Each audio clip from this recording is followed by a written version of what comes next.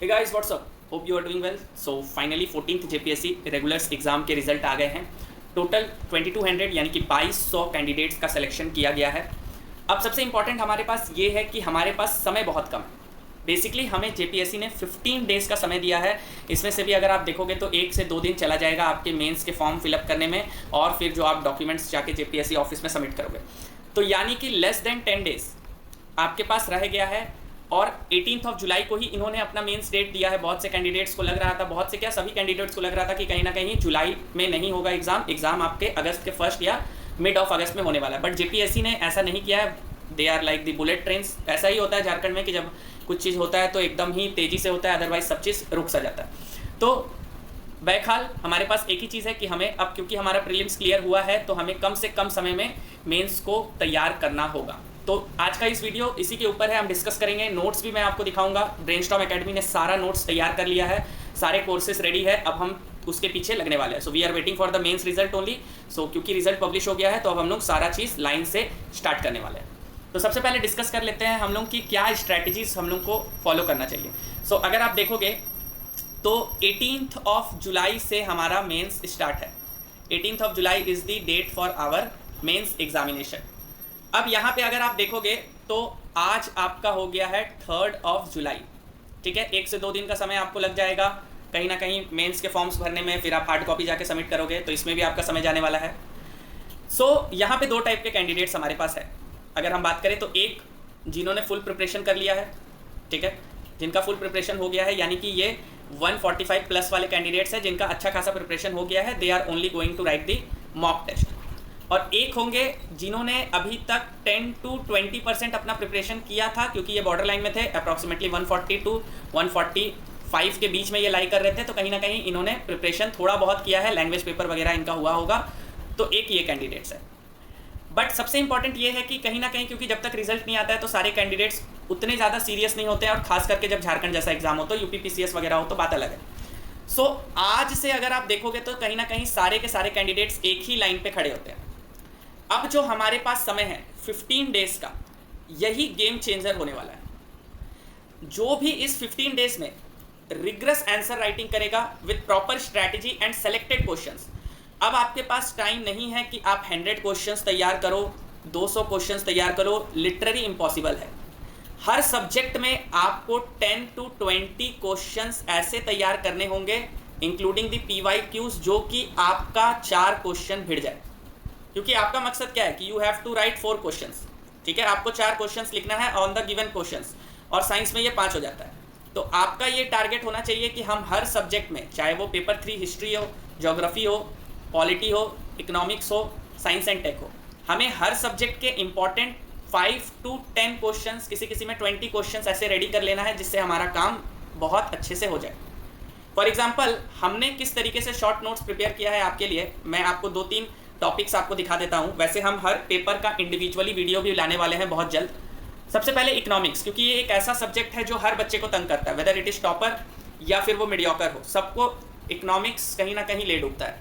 यही वो पेपर है जो किसी का कट ऑफ क्लियर नहीं करने में सबसे बड़ा बाधा क्रिएट करता है।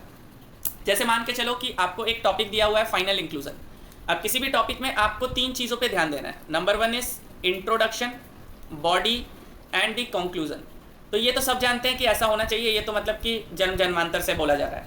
But what is the need, कैसे किया जाए? तो सबसे पहले देखो हमने क्या किया कि फाइनेंशियल इंक्लूजन का आपको एक डेफिनेशन दे दिया। ठीक है, बहुत शॉर्ट नोट्स है, बहुत ज़्यादा इसमें कंटेंट नहीं ऐड किया गया है बाकी नोट्स की तरह। अब क्या क्या इसके डायमेंशंस हो सकते हैं, ठीक है, आरबीआई के हिसाब से क्या डेफिनेशन है हमने ये भी डाला। अब कॉम्पोनेंट्स क्या क्या होते हैं फाइनेंशियल इंक्लूजन, आप एग्जाम में जब लिखोगे तो आपको भी इसी तरीके से लिखना है, क्योंकि इतने शॉर्ट टाइम में आपका प्रेजेंटेशन भी मायने रखता है। आपको क्या करना है, components of financial inclusion, then you have to write the points.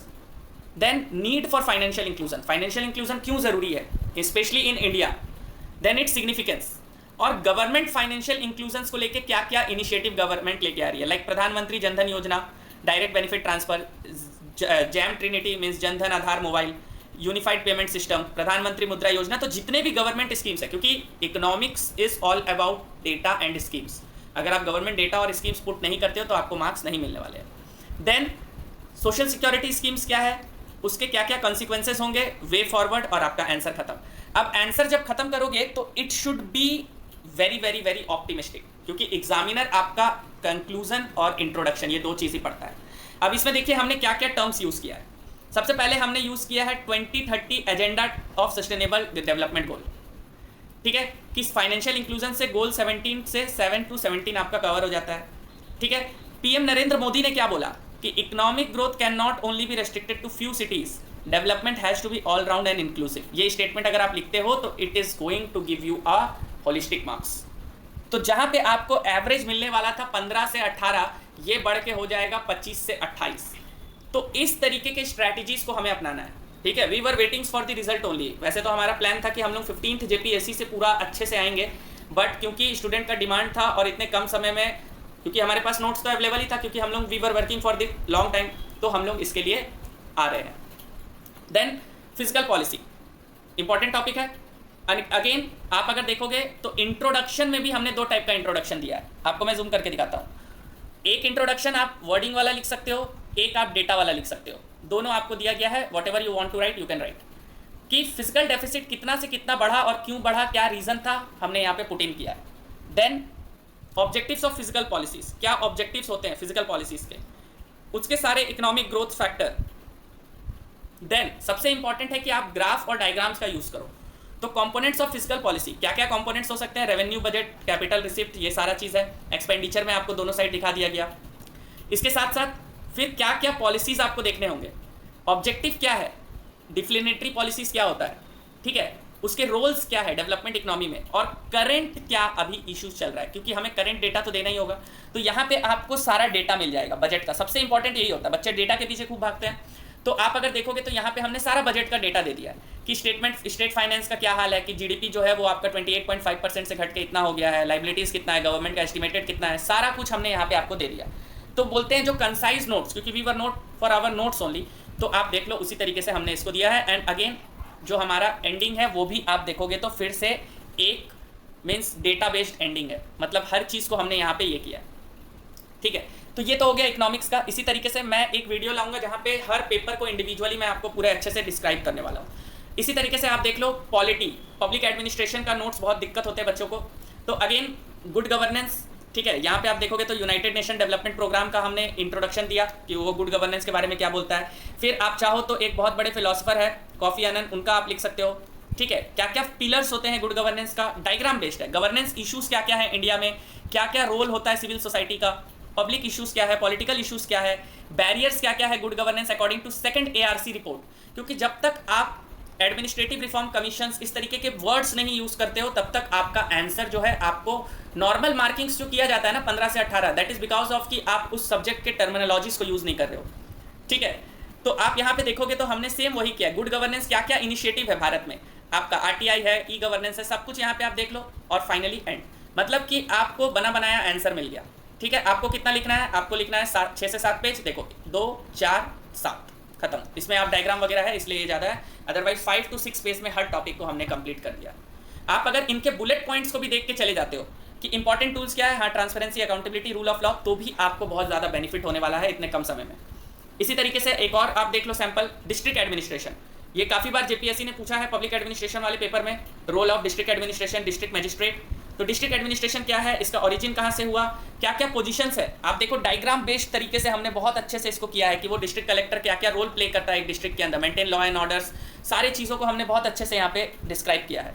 इसके साथ साथ जितने भी रिपोर्ट्स के कमिटी के आपको रिकमेंडेशन है, जैसे डिस्ट्रिक्ट एडमिनिस्ट्रेशन का रिकमेंडेशन क्या था according to first ARC report commission, then second ARC report commission, Punchhi commission का क्या था, अशोक मेहता कमेटी ने क्या कहा, बलवंत राय मेहता कमेटी ने कहा, ऑल दी इंपॉर्टेंट्स कमिटी जिसका नीड होना चाहिए वो सब हमने यहाँ पे आपको दिया। एंड फाइनली आपका आंसर खत्म हो जाता है, ठीक है। तो हर टॉपिक को 4 to 5 पेजेस में कंप्लीट करने का हमारा जो बेसिकली नोट्स का मकसद है, ताकि आप ज़्यादा से ज़्यादा लिख सको। तो इस तरीके से अगर आप नहीं करोगे then it is going to be a big challenge, क्योंकि हमारे पास समय बहुत कम है। अगर हमारे पास 2 से 2.5 महीना होता then we can go to the lengthiest note, जितना भी डिटेल नोट होता है वो, बट फॉर दिस टाइम हमें बहुत ही कंसाइज पढ़ना होगा। और we have to work on 3 things, 3 चीज़ों पे हमें काम करना होगा। फर्स्ट ऑफ ऑल कि हमें आंसर राइटिंग करना होगा, ठीक है, आंसर राइटिंग हमें करना होगा। सेकंड चीज़ है कि हमें प्रेजेंटेशन पे काम करना होगा। प्रेजेंटेशन पे हमें वर्क करना होगा, एंड थर्ड इज कंटेंट। कई लोग बोलते हैं कि कंटेंट का कोई मकसद नहीं है, आप प्रेजेंटेशन पे केवल काम कर लो। भाई अगर मैं आपको एक क्वेश्चन दे दूं कि आप लिख के दिखाओ मुझे जेनेटिक इंजीनियरिंग के ऊपर, तो अगर आप जेनेटिक इंजीनियरिंग के बारे में आपने पढ़ ही नहीं रखा है, आपको उसके टर्म्स ही नहीं पते हैं, तो आप क्या लिख लोगे? प्रेजेंटेशन इसमें क्या बना दोगे? आप सजाओगे थोड़ी जेनेटिक इंजीनियरिंग को।